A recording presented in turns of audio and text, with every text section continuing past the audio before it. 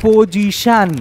খুব গুরুত্বপূর্ণ চ্যাপ্টার, তোমরা জানো সামনে যারা পুলিশের পরীক্ষা দিচ্ছ বা WBSSC গ্রুপ সির পরীক্ষা দিচ্ছ তাদের জন্য অত্যন্ত ইম্পর্টেন্ট। কিন্তু প্রিপোজিশন থেকে এখন বর্তমানে কোন জায়গাগুলো থেকে প্রশ্ন দিচ্ছে সেগুলো কিন্তু অনেকেই জানো না।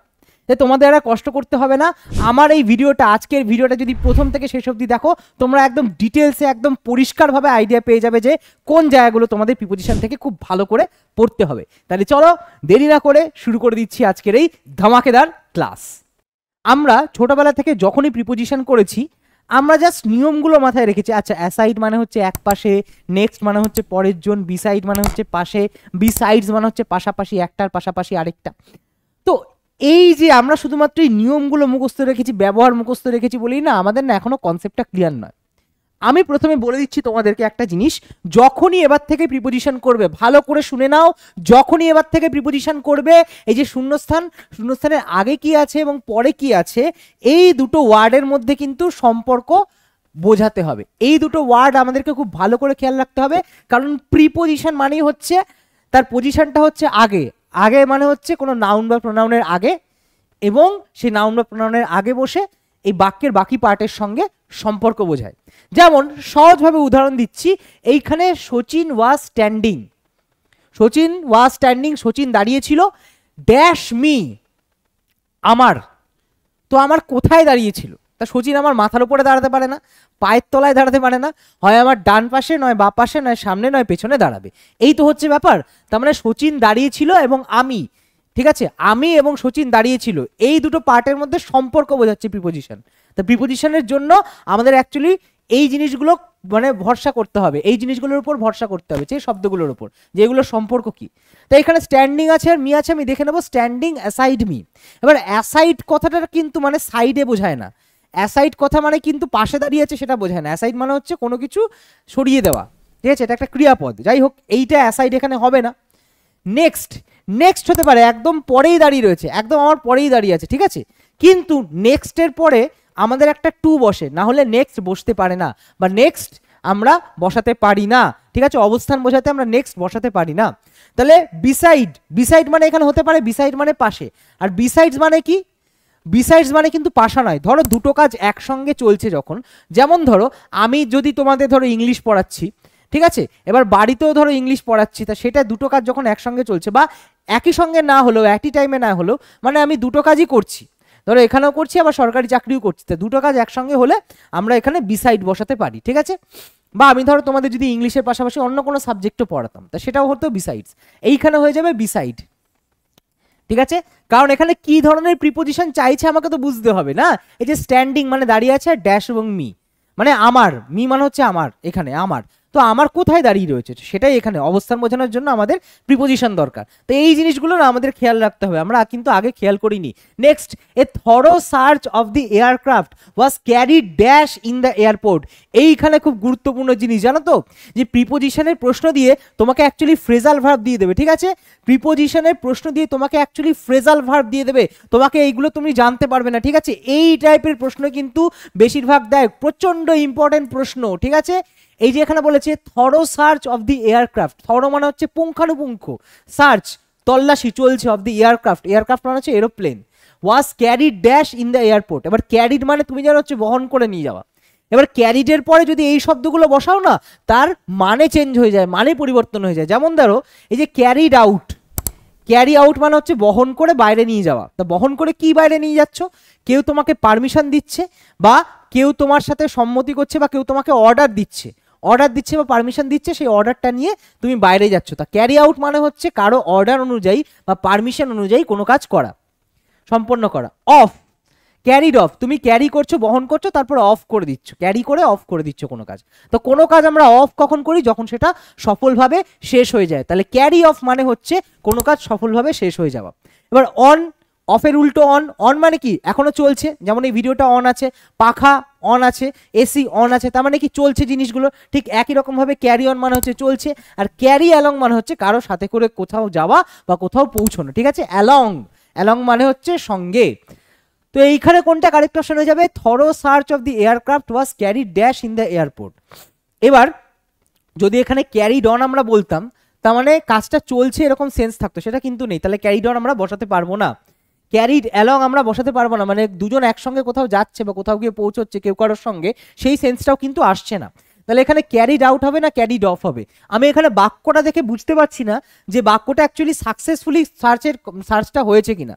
ঠিক আছে, সেটা কিন্তু কোনো রকম কোনো এখানে ইঙ্গিত দেওয়া নেই, তাহলে আমি একে ক্যারিড অফ করবো না, আমি এখানে করবো হচ্ছে ক্যারিড আউট। ক্যারিড আউট মানে হচ্ছে কারো নির্দেশ অনুযায়ী কাজ করা। ঠিক আছে, এবার এই রকম টাইপের যে ইম্পর্টেন্ট প্রিপোজিশনগুলো যেগুলো তোমাদের বোকা বানিয়ে নম্বর নিয়ে যাবে, সেগুলো কিন্তু আমরা এবার দেখে নেব আরো বেশি করে এই ক্লাসের মধ্যে। তবে পরবর্তী প্রশ্নে যাওয়ার আগে তোমাদের নিশ্চয়ই এটা মাথায় আসছে, স্যার এই জিনিসগুলো আমরা ভালো করে শিখতে পারলে খুবই ভালো হতো পরীক্ষার জন্য। আচ্ছা, তোমাদের জন্য কিন্তু পুলিশ ফাউন্ডেশন ব্যাচ আমাদের এবং এসএসসি জিডি 2026 ব্যাচ কিন্তু ইতিমধ্যেই আমাদের অ্যাপে রয়েছে।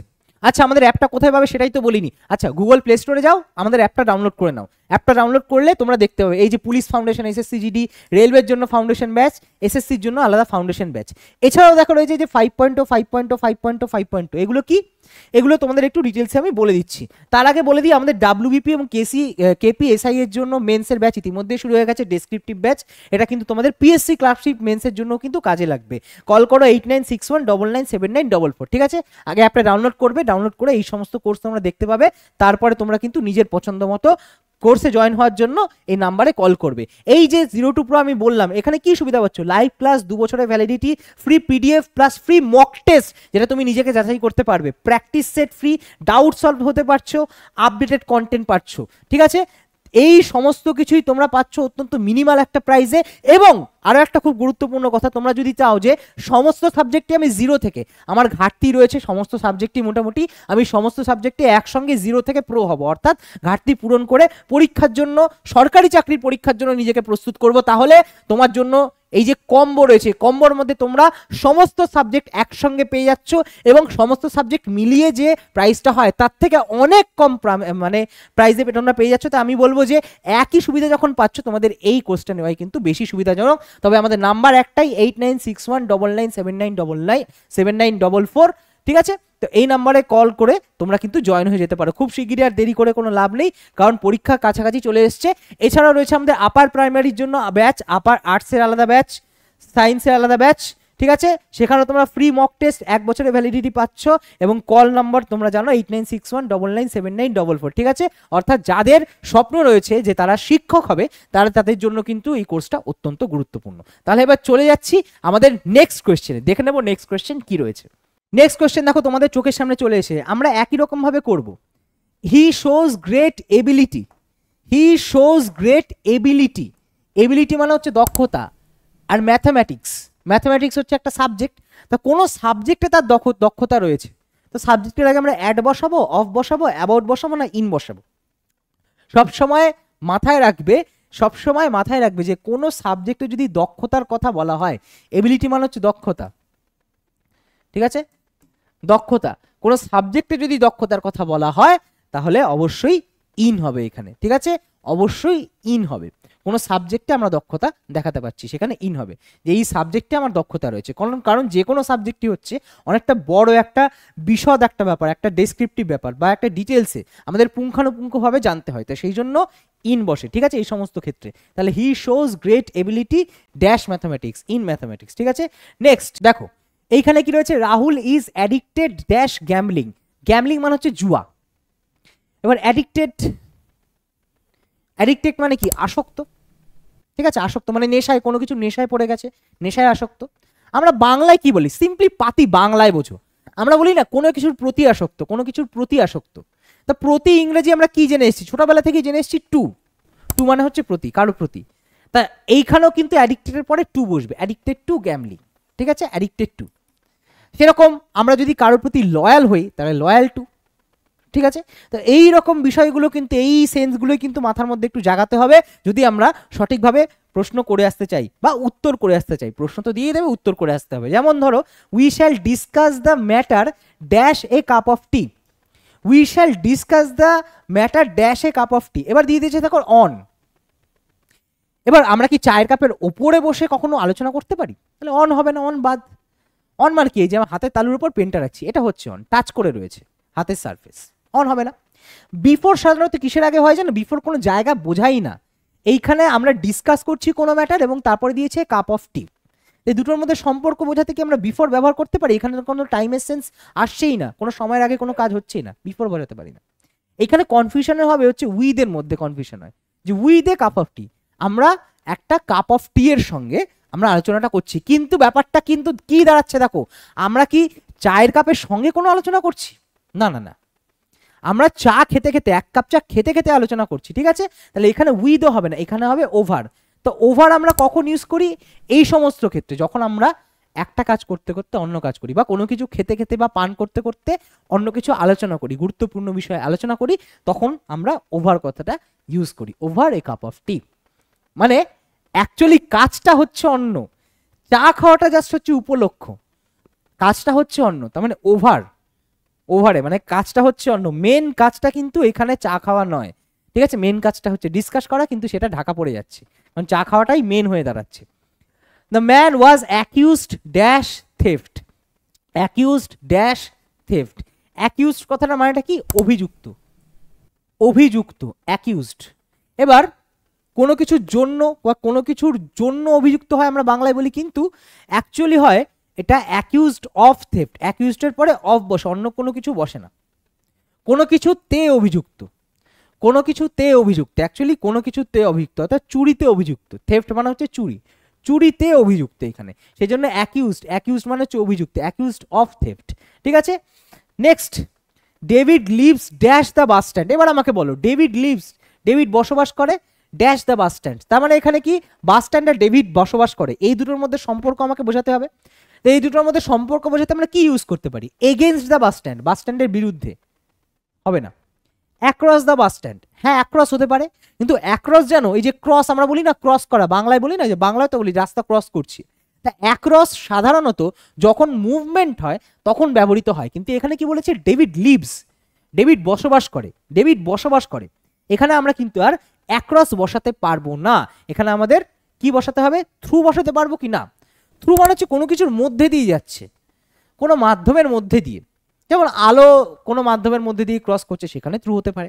তুমি একটা কোনো আন্ডারপাস বা ধরো সাবওয়ের মধ্যে দিয়ে এক জায়গা থেকে অন্য জায়গায় উঠছো, সেটা হতে পারে। কোনো টানেল বা সুড়ঙ্গের মধ্যে দিয়ে যাচ্ছ, সেটা হতে পারে। পাইপের মধ্যে দিয়ে জল যাচ্ছে, সেটা থ্রু হতে পারে। কিন্তু এইখানে তো থ্রু হতে পারে না, কারণ থ্রুও মুভমেন্ট বোঝায়, থ্রুতেও গতিবিধি বা মুভমেন্ট বোঝায়। তাহলে এখানে হবে বাই দ্য বাস স্ট্যান্ড, এখানে বাই মানে কিন্তু পাশে, একদম পাশে অবস্থান বোঝাচ্ছে, ঠিক আছে? এই হচ্ছে বাই মানে। নেক্সট আমরা চলে যাচ্ছি, why do you stare dash her. Stare মানে হচ্ছে এক দৃষ্টে তাকিয়ে থাকা, হার মানে হচ্ছে তার, মানে কোনো মহিলার কথা বলা হচ্ছে যে তুমি তার দিকে কেন তাকিয়ে থাকো, তার দিকে কেন তাকিয়ে থাকো। এবার তার দিকে, দিকে বোঝাতে অ্যাকচুয়ালি কিন্তু টু বোঝানো হয় না, দিকে বোঝাতে অ্যাকচুয়ালি টুয়ার্ডস ব্যবহৃত হয়। টুয়ার্ডস যখন আমাদের কথা বলার মধ্যে দিকটা ইম্পর্টেন্ট হয়, যেমন ধরো আমি স্কুলে যাচ্ছি, I am going to school, আমি যদি বলি আমি স্কুলের দিকে যাচ্ছি, চলো তোমাকে ছেড়ে দিচ্ছি, ঠিক আছে?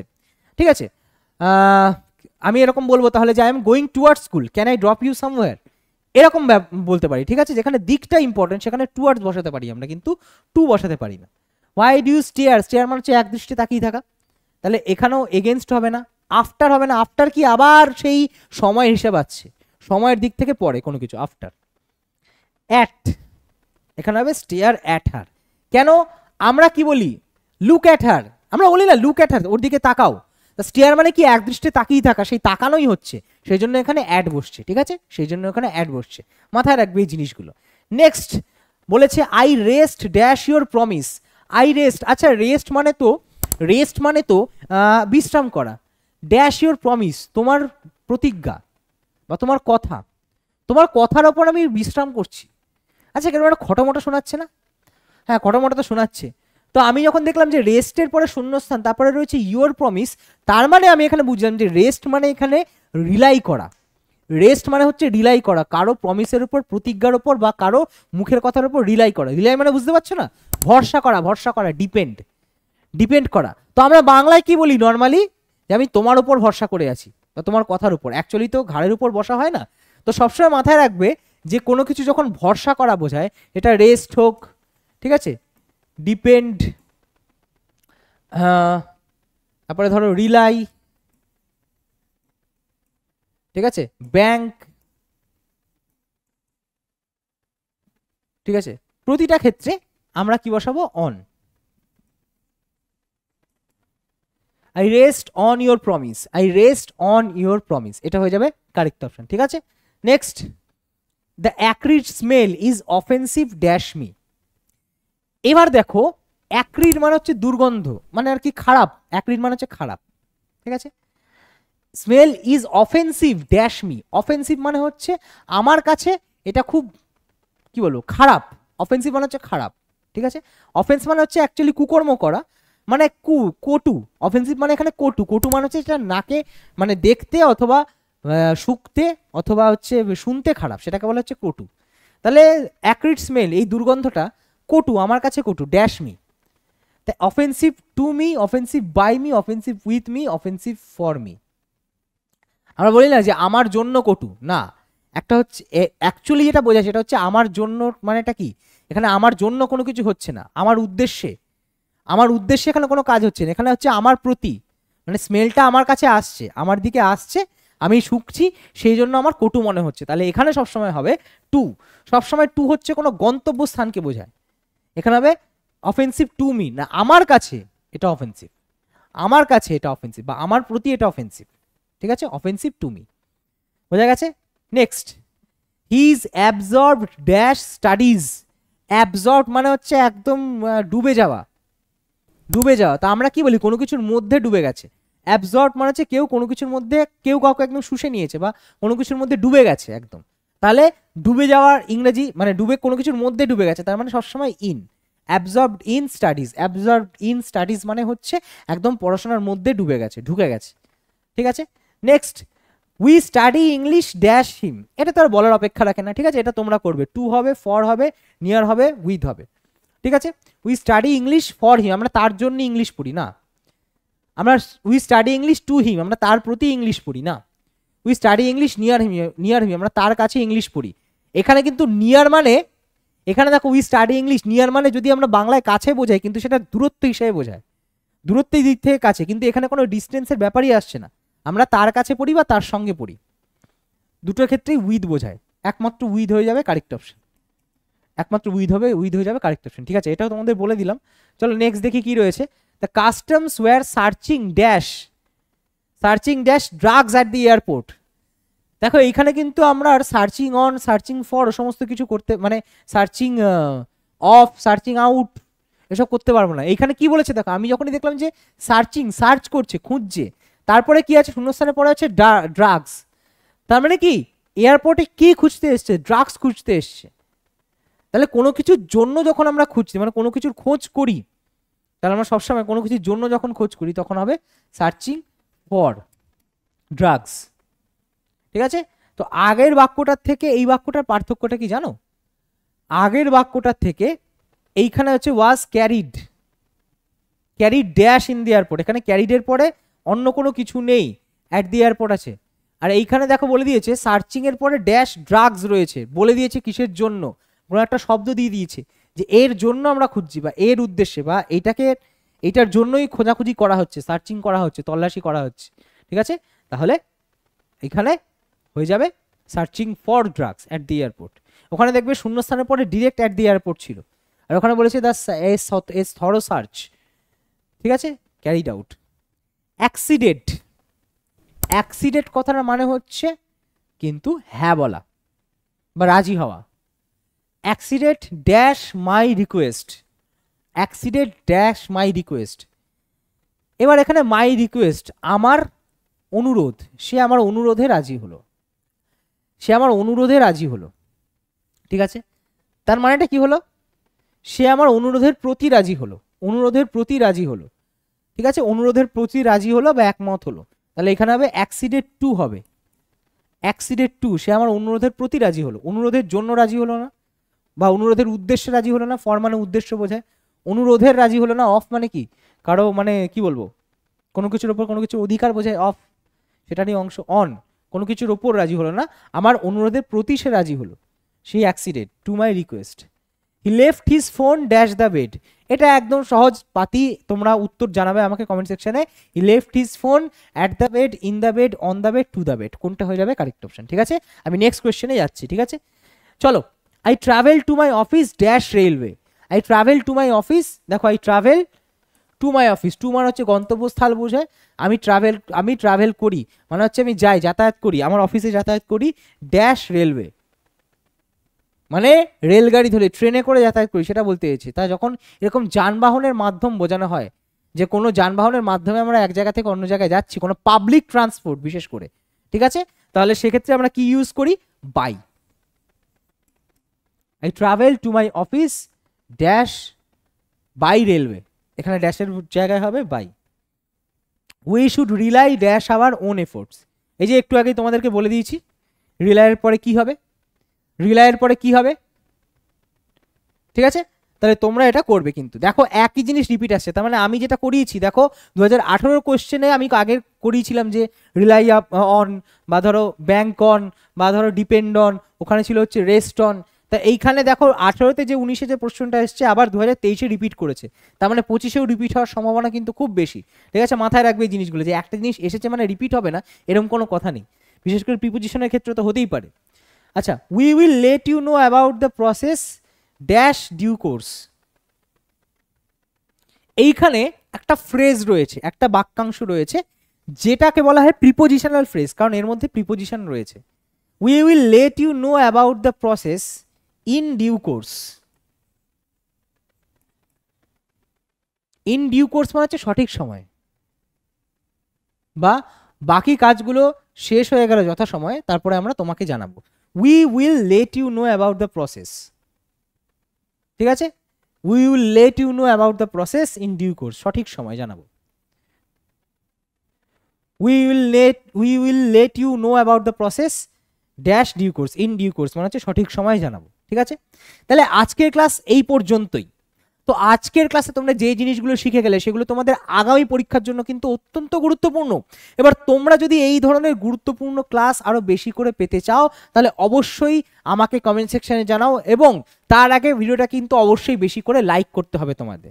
তো বেশি করে লাইক করলে আমি এই ধরনের ইম্পর্টেন্ট ভিডিও তোমাদের জন্য নিয়ে আসতে থাকবো রোজ দিন। তাহলে চলো দেরি না করে আজকে ক্লাস এখানে শেষ করছি, কারণ দেখা হচ্ছে তোমাদের সঙ্গে নেক্সট আরো ধামাকেদার ক্লাস নিয়ে। ততক্ষণ পর্যন্ত সবাই খুব ভালো থেকো, সুস্থ থেকো, সবাইকে আরো একবার টাটা, গুড বাই, টেক কেয়ার এবং জয় হিন্দ।